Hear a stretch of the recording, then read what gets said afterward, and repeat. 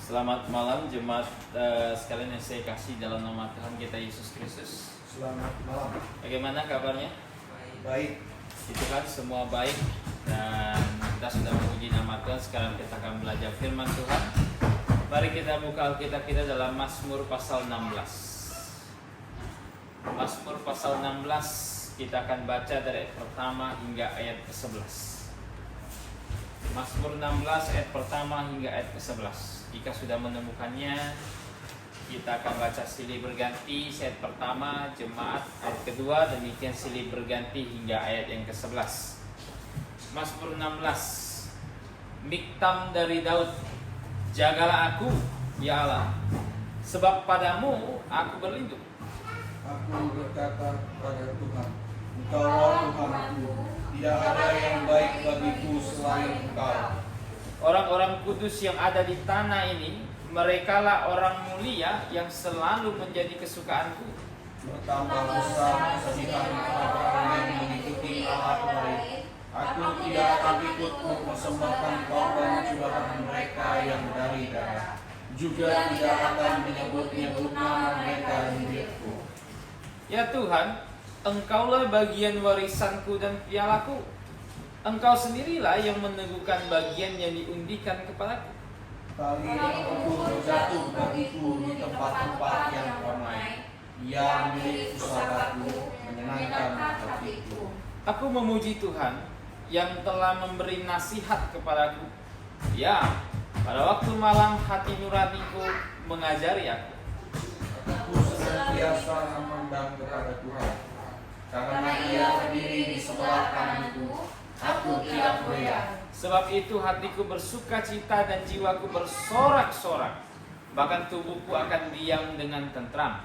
Sebab Engkau tidak menyerahkan aku ke dunia orang mati, dan tidak membiarkan orang kudusmu melihat kebinasaan. Engkau memberitahukan kepadaku jalan kehidupan. Di hadapanmu aku ada sukacita berlimpah-limpah. Di tangan kananmu ada nikmat senantiasa. Mari kita berdoa. Bapa di dalam kerajaan sorga, kami mengucap syukur atas kasih setiamu. Kami dapat berkumpul bersama di dalam tubuh Tuhan kami Yesus Kristus, yaitu GBI Pontianak. Kami pada malam hari ini mengucap syukur atas firman yang kami baca. Kiranya Engkau berikan kami hikmat, agar kami dapat memahami apa yang akan kami pelajari pada malam hari ini. Agar kami dapat semakin dewasa dalam Kristus ketika kami mempelajarinya. Berikan hamba-Mu ini juga hikmat agar hamba-Mu dapat menyampaikan kebenaran sesuai dengan kehendak-Mu. Terima kasih Bapa. Hanya di dalam nama Tuhan kami Yesus Kristus kami sudah berdoa dan mengucap syukur. Amin. Mazmur ini adalah salah satu dari banyaknya mazmur mesianik. Salah satu dari banyaknya mazmur yang menubuatkan tentang Yesus Kristus. Petrus sendiri mengutip mazmur ini dalam Kisah Rasul pasal 2. Dikutip untuk menjelaskan tentang Sang Mesias, tentang Yesus Kristus. Dan dalam mazmur ini kita bisa melihat bagaimana Mesias nanti akan datang. Bagaimana kira-kira apa yang akan dilakukan Mesias. Semuanya dibahas dengan sangat komplit dalam Mazmur pasal 16. Makanya Mazmur 16 ini mazmur yang indah. Mazmur yang menubuatkan Tuhan kita Yesus Kristus yang datang kembali ke dalam dunia. Nah, mazmur ini berisikan kepatuhan dari Sang Mesias kepada Allah kita. Dan keyakinan dari Sang Mesias bahwa Dia bukan hanya akan disalib, tetapi Dia akan mendapatkan sukacita kekal. Ia melihat melampaui salib itu. Ia melihat melampaui salib dan dia melihat bahwa dia tidak hanya akan mati, tetapi dia akan bangkit dari antara orang mati. Nah, ini dibuatkan di dalam Mazmur pasal 16. Namun walaupun Mazmur pasal 16 menceritakan dengan komplit tentang Yesus Kristus, namun Mazmur pasal 16 juga memiliki banyak penerapan praktis dalam kehidupan orang percaya. Karena pada dasarnya orang percaya itu kan diperintahkan Tuhan untuk hidup mengikuti Tuhan, untuk hidup meneladani Sang Mesias. Jadi kalau kita lihat Mazmur 16, Mesias melakukan apa? bagaimana karakter Mesias, apa yang ia lakukan, bagaimana ketundukannya kepada Tuhan, semua itu memiliki banyak pelajaran bagi kita sebagai orang percaya. Nah, hari ini kita akan melihat satu judul pembelajaran yang penting, yaitu tentang teladan Mesias bagi orang percaya. Teladan Mesias bagi orang percaya. Nah, apa saja yang bisa kita pelajari dari Mazmur ini? Apa saja yang bisa kita pelajari dari Sang Mesias yang dinubuatkan dalam Mazmur ini? Pertama, kita lihat ayat pertama sampai ayat ketiga. Dikatakan begini, Miktam dari Daud, jagalah aku ya Allah, sebab padamu aku berlindung. Aku berkata kepada Tuhan, Engkaulah Tuhanku, tidak ada yang baik bagiku selain Engkau. Orang-orang kudus yang ada di tanah ini, merekalah orang mulia yang selalu menjadi kesukaanku.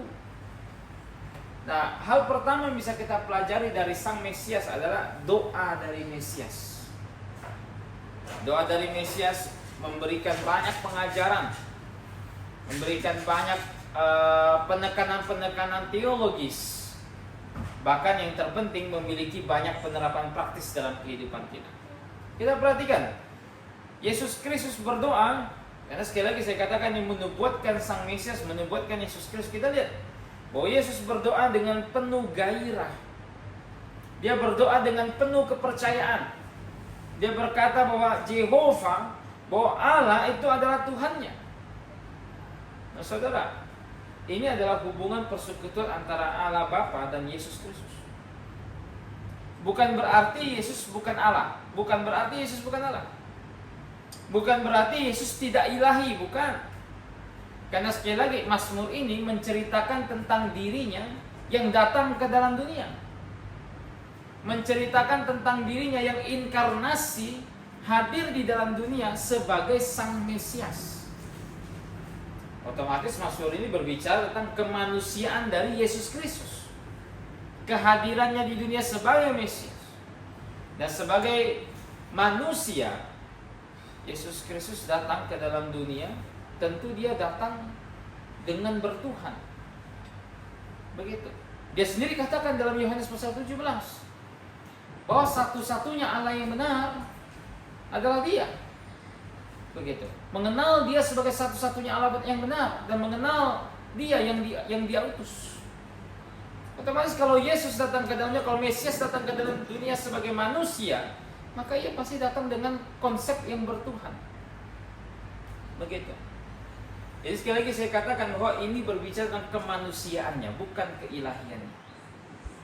Nah, tapi perhatikan baik-baik, Sang Mesias dalam kemanusiaannya dia berkata Jehovah adalah Tuhan. Nah, saudara, ini memiliki pengajaran praktis bagi kehidupan kita sebagai orang percaya.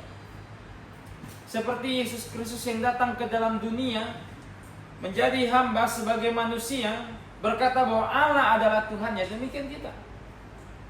Ketika kita mengakui bahwa Allah adalah Tuhan kita, ketika kita mengakui bahwa Allah Tritunggal adalah Tuhan kita, maka kita harus hidup tunduk kepada Tuhan kita. Kita harus hidup seperti seorang hamba. Kita harus hidup dengan pengakuan penuh bahwa hidup kita saat ini adalah milik Tuhan kita. Nah, kalau Allah Tritunggal adalah Tuhan kita, berarti Ia mengarahkan hidup kita kemana, ya kita harus ikuti. Ia mau hidup kita seperti apa, ya kita harus ikuti. Ini bukan hanya sekedar pengakuan mulut, oh Allah adalah Tuhan saya, tanpa memberikan pengaruh apapun dalam kehidupan. Tidak. Ketika kita mengakui itu, berarti kita mengakui bahwa Dia adalah pemilik dari kita. Saudara, seperti konsep hamba dan tuan. Ya, hamba kan apa tugasnya? Tentu menyenangkan tuannya. Hamba ya apa tugasnya? Hamba melakukan apa yang diperintahkan tuannya. Hamba tugasnya melakukan apa yang diperintahkan tuannya sesuai dengan yang tuannya mau. Kalau kita mengakui Allah Tritunggal sebagai Tuhan kita, ya kita harus hidup dengan pengakuan tersebut. Begitu. Yesus Kristus menjadi teladan kita. Ketika ia datang ke dalam dunia mengosongkan dirinya yang tadinya Allah, mengambil rupa sebagai manusia, datang ke dalam dunia, kita bisa lihat Yesus hidup dalam ketundukan penuh. Dia tunduk sepenuh-penuhnya sebagai anak. Bahkan tunduk taat sampai mati di salib. Begitu. Jadi kita harus hidup seperti Kristus. Dan bukan hanya itu saja. Dalam doanya Sang Mesias berkata, walaupun di dalam terjemahan LAI sedikit agak ini ya, agak aneh begitu. Karena LAI mengikuti gaya terjemahan banyak Alkitab modern. Di ayat kedua, aku berkata kepada Tuhan, Engkaulah Tuhanku, tidak ada yang baik bagiku selain Engkau. Tidak ada yang baik bagiku selain Engkau. Terjemahan ini mengikuti banyak terjemahan modern dari terjemahan-terjemahan Alkitab. Semua kalau di dalam King James, ayat ini terjemahkan, kebaikanku tidak sampai kepadamu. Kebaikan tidak sampai kepadamu, tetapi kepada orang-orang kudus yang ada di bumi, dan kepada orang-orang mulia yang menjadi kesukaan. Kan jadi apa? Agak gimana ya? Terjemahannya agak jauh berbeda. Tapi kalau dalam LAI sih gampang lah ya. Engkaulah Tuhan, tidak ada yang lebih baik bagiku selain Engkau. Tapi kalau mengikuti terjemahan yang benar, terjemahan King James, ini jadi sesuatu yang menarik. Apa maksudnya? Apa maksud Sang Mesias ketika dia berkata bahwa kebaikannya itu tidak sampai kepada Engkau, tidak sampai kepadamu? Apa maksudnya? Apa maksudnya kebaikan Sang Mesias tidak sampai kepada Allah? Apakah artinya Mesias membenci Allah kalau begitu kan? Tentu saja tidak begitu. Apa maksudnya kebaikannya tidak sampai kepadamu? Maksudnya di sini adalah merujuk kepada kondisi ketika Yesus Kristus inkarnasi ke dalam dunia. Apa tindakan kebaikan Yesus Kristus? Yaitu ia datang dalam rupa daging, mengambil rupa menjadi seorang hamba, mati di atas kayu salib, menanggung dosa seisi dunia. Nah saudara, itu kebaikan yang dilakukan Mesias. Dan kebaikan tersebut fokusnya kepada siapa? Fokusnya kepada orang berdosa, bukan kepada Allah. Makanya Filipi pasal 2 katakan apa? Mesias menganggap kesetaraannya sebagai Allah. Yesus Kristus menganggap kesetaraannya sebagai Allah, sebagai milik yang tidak perlu dipertahankan, melainkan datang ke dalam dunia menjadi seorang manusia. Untuk satu kebaikan tersebut, fokus Tuhan kepada umat manusia. Fokus kasihnya terfokuskan kepada manusia. Makanya dia datang ke dalam dunia. Begitu. Jadi kita bisa melihat dalam doanya ternyata Mesias penuh dengan kasih, mengingat orang-orang berdosa yang ada di dalam dunia. Ini jadi satu pelajaran penting juga bagi kita, bahwa karena Mesias sangat mengasihi kita, karena Yesus Kristus sangat mengasihi kita, bahkan rela datang ke dalam dunia menganggap kesetaraan sebagai Allah, sebagai milik yang tak perlu dipertahankan. Untuk satu waktu kasihnya tercurah kepada manusia, berfokus kepada manusia, maka kita harus mengasihi Tuhan seperti Ia mengasihi kita. Ia rela mati bagi kita. Apa beratnya bagi kita untuk hidup bagi Dia? Begitu. Ia rela mati bagi kita, mengorbankan nyawanya bagi kita. Apa beratnya bagi kita mengorbankan sesuatu bagi Tuhan kita? Begitu. Tuhan katakan untuk satu momen, kasihnya itu, kebaikannya itu tidak kepadamu, tidak kepadamu, tetapi kepada manusia. Itu yang pertama kita pelajari, doa Mesias. Hal kedua yang bisa kita pelajari, kita lihat di ayat keempat. Bertambah besar kesedihan orang-orang yang mengikuti Allah lain. Aku tidak akan ikut mempersembahkan korban curahan mereka yang dari darah, juga tidak akan menyebut-nyebut nama mereka di bibirku. Apalagi yang bisa kita pelajari? Yang kita bisa pelajari adalah peringatan Sang Mesias, peringatan Yesus Kristus. Nah, saudara, walaupun kebaikan Yesus Kristus memang berfokus kepada manusia, bukan kepadamu, tapi kepada manusia, namun bukan berarti ia tidak akan menghakimi manusia. Mazmur 16 dengan tegas memberitahukan bahwa Mesias akan menghakimi. Yesus Kristus akan menghakimi. Menghakimi siapa? Menghakimi mereka yang tidak mengindahkan kebaikan Dia. Dan menghakimi mereka yang lebih mengejar ilah-ilah dunia ini. Lebih mengejar berhala-berhala yang ada di dunia ini. Tidak mau datang kepada Tuhan, justru mengesampingkan Tuhan, malah mengejar apa yang mereka sebut sebagai Allah. Padahal itu bukan Allah. Nah saudara, Tuhan katakan Tuhan akan menambahkan penderitaan bagi mereka dalam Mazmur 16. Penderitaan mereka semakin banyak. Bukan hanya penderitaan di dunia ini, tetapi juga penderitaan di dunia yang akan datang. Tuhan janjikan itu, penderitaannya akan banyak. Bukan hanya maut di dalam dunia ini, tapi maut yang kedua nanti di dalam neraka. Nah sekarang apa yang harus mereka perbuat? Yang mereka harus lakukan adalah mereka harus bertobat dan berbalik kepada Yesus Kristus. Karena Tuhan sudah datang ke dalam dunia. Mereka harus tahu bahwa apa yang mereka sembah bukanlah Tuhan. Mereka harus tahu bahwa yang mereka sembah bukanlah Allah, itu benda mati, itu berhala. Mereka harus berbalik kepada Tuhan yang benar. Karena semua sistem berhala, semua bentuk berhala itu semua adalah kekejian di hadapan Tuhan. Kita bisa lihat Mazmur 16, Mesias menolak itu, membenci itu. Nah saudara, pelajaran praktis bagi kita apa? Karena Mesias akan menghukum para penyembah berhala. Karena Yesus Kristus membenci para penyembah berhala, itu kekejian bagi dirinya. Maka siapapun yang mengakui Dia sebagai Tuhan, sebagai juru selamat, juga harus memiliki sikap hati yang sama dengan Dia.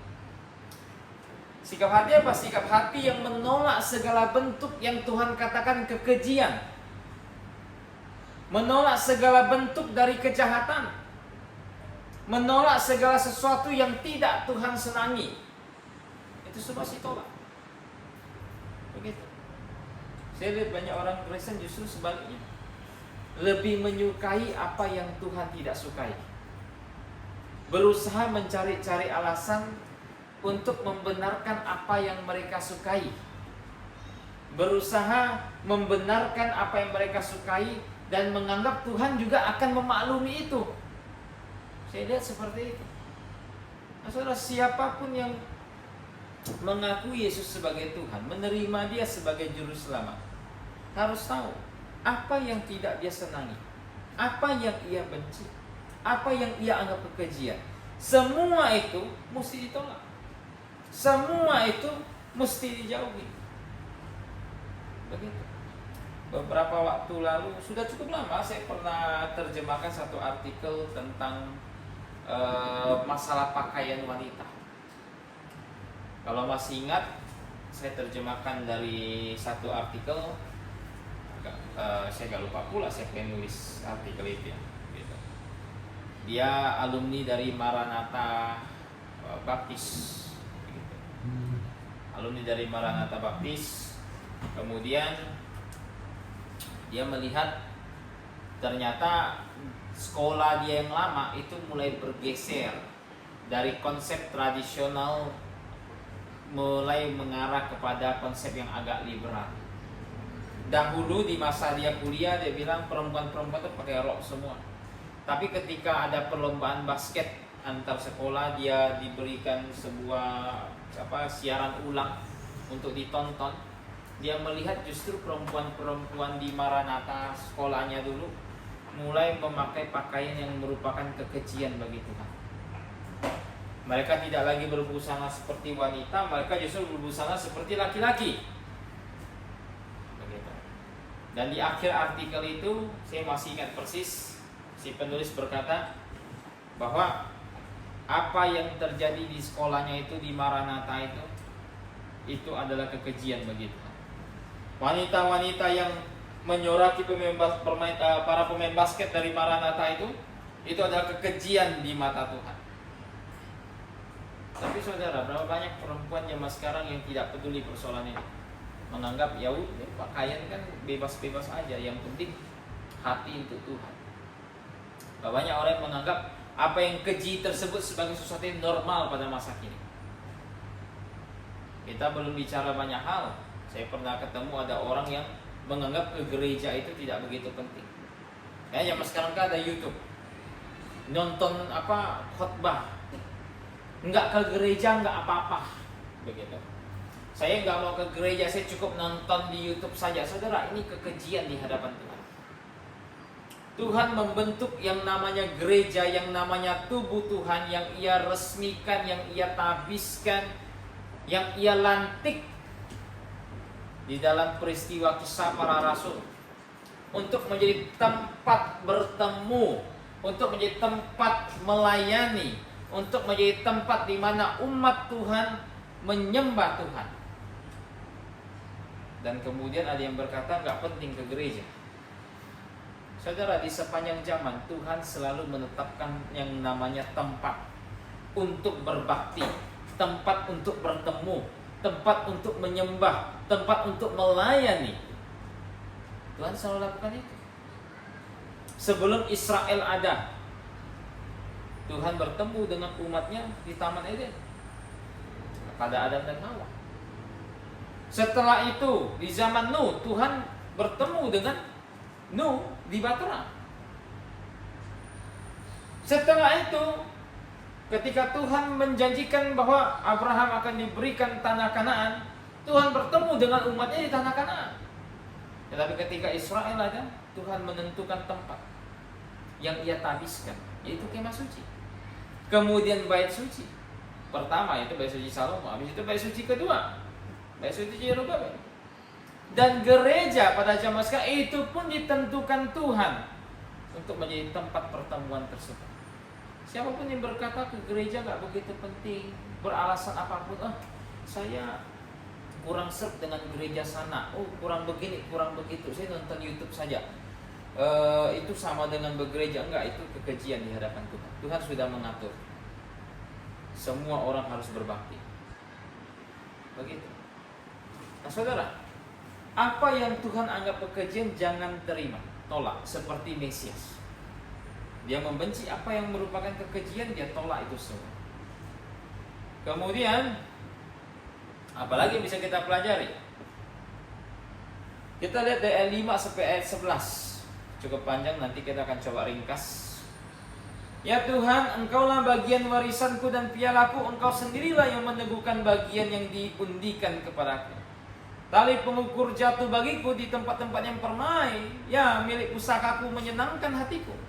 Aku memuji Tuhan yang telah memberi nasihat kepadaku. Ya, pada waktu malam hati nuraniku mengajari aku. Aku senantiasa memandang kepada Tuhan, karena Ia berdiri di sebelah kananku, aku tidak goyah. Soal itu hatiku bersuka cita dan jiwaku bersorak-sorak, bahkan tubuhku akan diam dengan tenteram. Soal Engkau tidak menyerahkan aku ke dunia orang mati, dan tidak membiarkan orang kudus melihat kebinasaan. Engkau memberitahukan kepadaku jalan kehidupan. Di hadapanmu aku bersuka cita. Di hadapanmu ada sukacita berlimpah-limpah. Di tangan kananmu ada nikmat senantiasa. Apa lagi bisa kita pelajari? Yang bisa kita pelajari adalah kesukaan Mesias.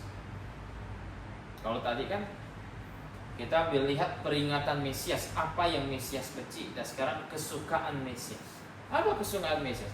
Kesukaan Mesias adalah hanya satu saja, yaitu Allah. Hanya satu saja, yaitu Allah.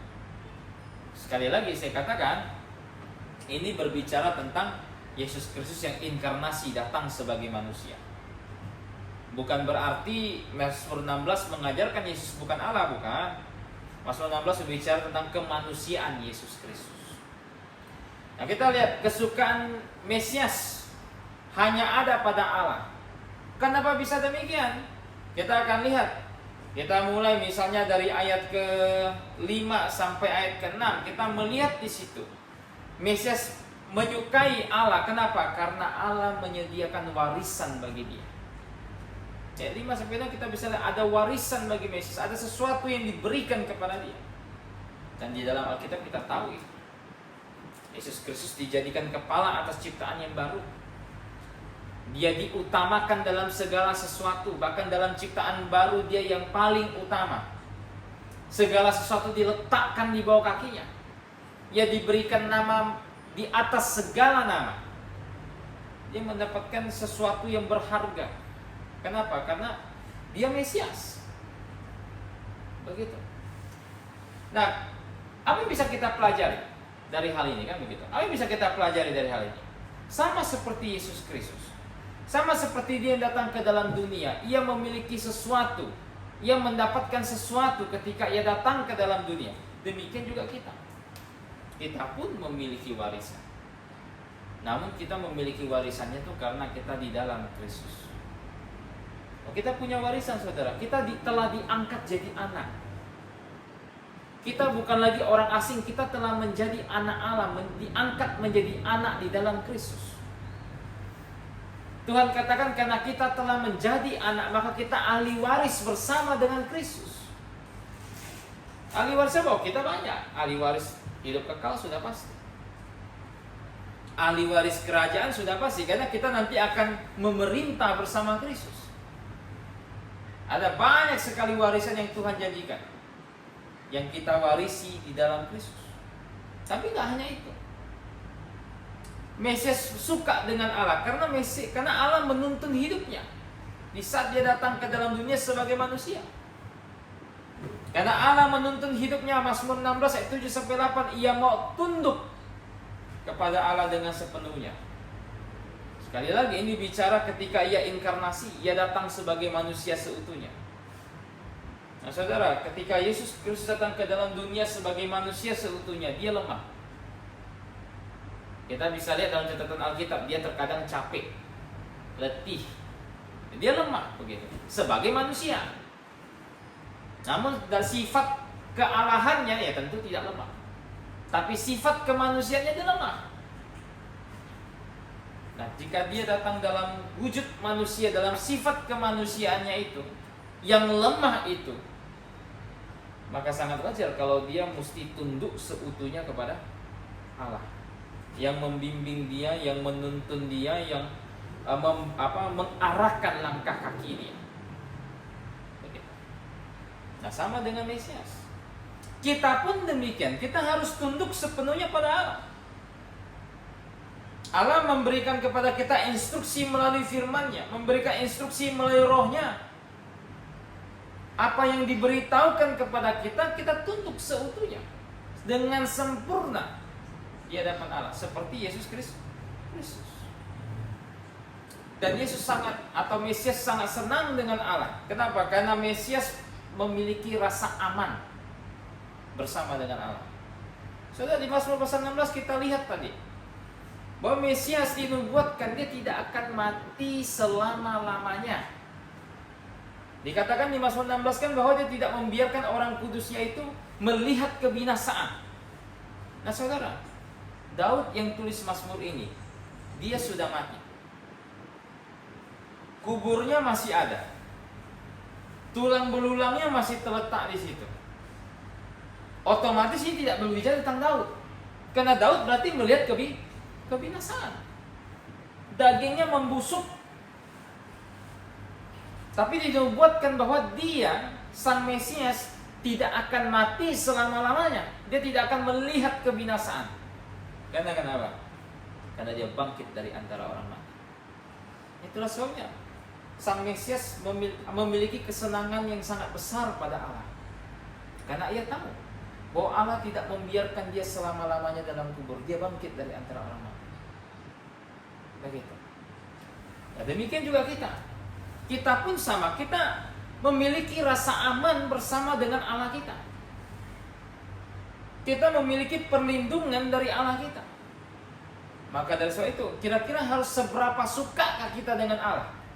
Harus seberapa senangkah kita dengan perkara rohani? Jawabannya harus sangat senang. Seperti Sang Mesias. Nah saudara, hari ini kita belajar tentang Mesias yang menjadi teladan bagi orang percaya. Kita sudah lihat dari doanya. Ada banyak hal yang bisa kita pelajari tadi. Kita sudah lihat dari peringatannya. Dan kita sudah lihat dari kesukaannya. Semuanya itu membangun satu kerangka rohani bagi kita yang beriman untuk hidup seturut dengan Tuhan kita Yesus Kristus yang pernah datang ke dalam dunia sebagai manusia, pernah disalib dan pernah bangkit dari antara orang mati. Minta kesediaan saudara Tigo tutup dalam doa. Dipersilakan.